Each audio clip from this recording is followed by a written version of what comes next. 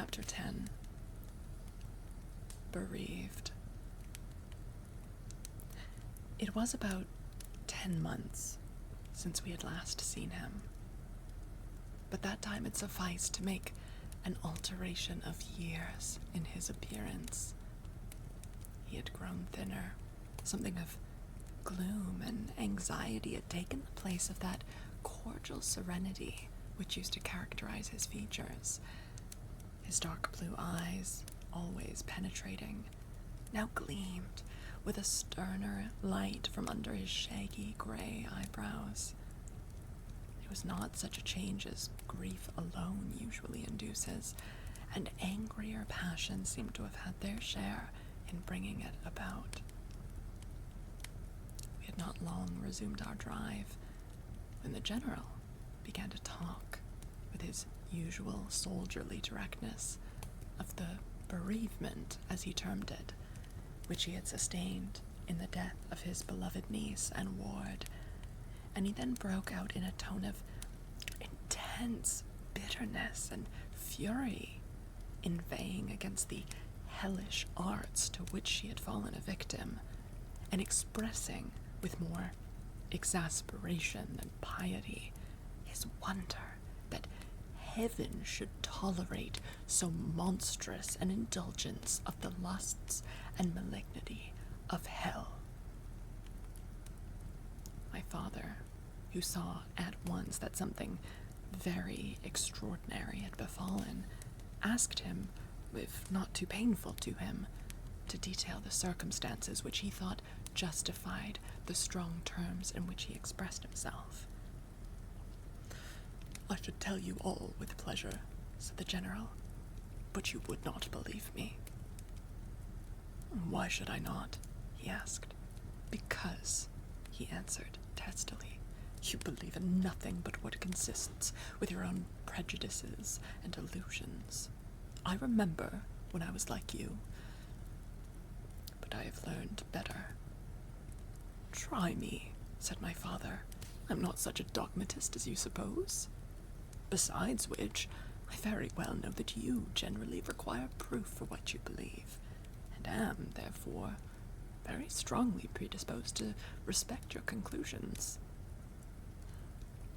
"You are right in supposing that I have not been led lightly into a belief in the marvelous, for what I have experienced is marvelous, and I have been forced by extraordinary evidence to credit that which ran counter diametrically to my theories.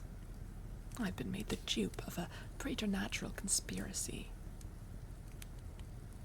Notwithstanding his professions of confidence in the general's penetration, I saw my father, at this point, glance at the general, with, as I thought, a marked suspicion of his sanity. The general did not see it, luckily. He was looking gloomily and curiously into the glades and vistas of the woods that were opening before us. "You are going to the ruins of Karnstein," he said. "Yes, it is a lucky coincidence.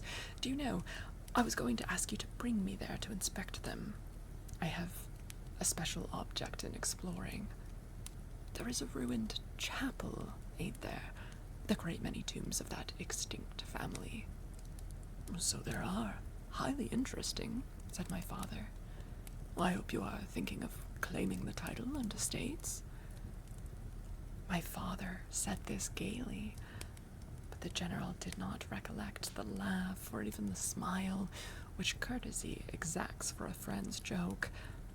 On the contrary, he looked grave and even fierce, ruminating on a matter that stirred his anger and horror. "Something very different," he said gruffly. "I mean to unearth some of those fine people. I hope, by God's blessing, to accomplish a pious sacrilege here, which will relieve our earth of certain monsters, and enable honest people to sleep in their beds without being assailed by murderers. I have strange things to tell you, my dear friend, such as I myself would have scouted as incredible a few months since. My father looked at him again, but this time not with a glance of suspicion,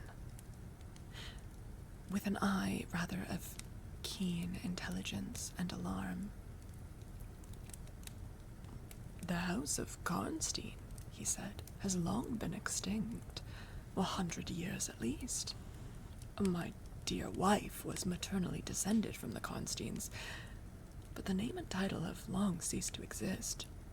The castle is a ruin. The very village is deserted. It is 50 years since the smoke of a chimney was seen there. Not a roof left." "Quite true.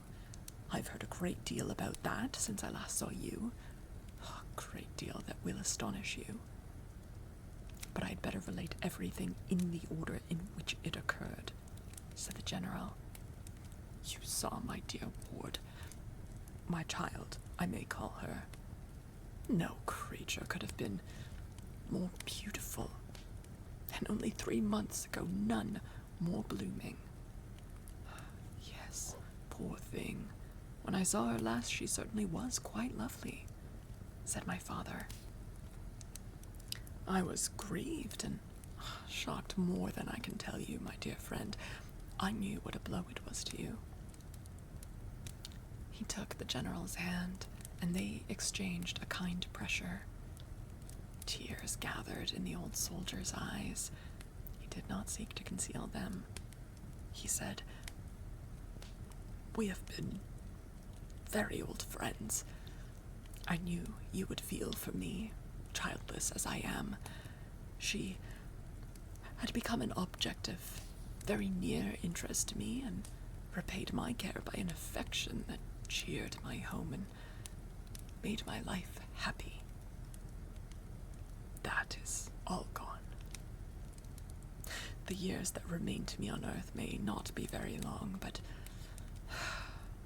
by God's mercy, I hope to accomplish a service to mankind before I die, and to subserve the vengeance of heaven upon the fiends who have murdered my poor child in the spring of her hopes and beauty."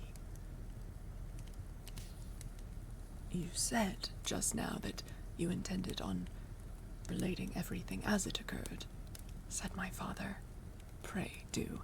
I assure you that it is not mere curiosity that prompts me."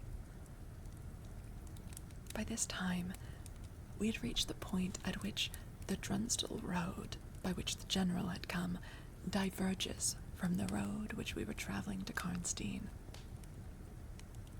"How far is it to the ruins?" inquired the general, looking anxiously forward.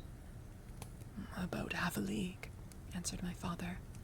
"Pray, let us hear the story you were so good as to promise." End of chapter. Oh no, that's an even worse cliffhanger.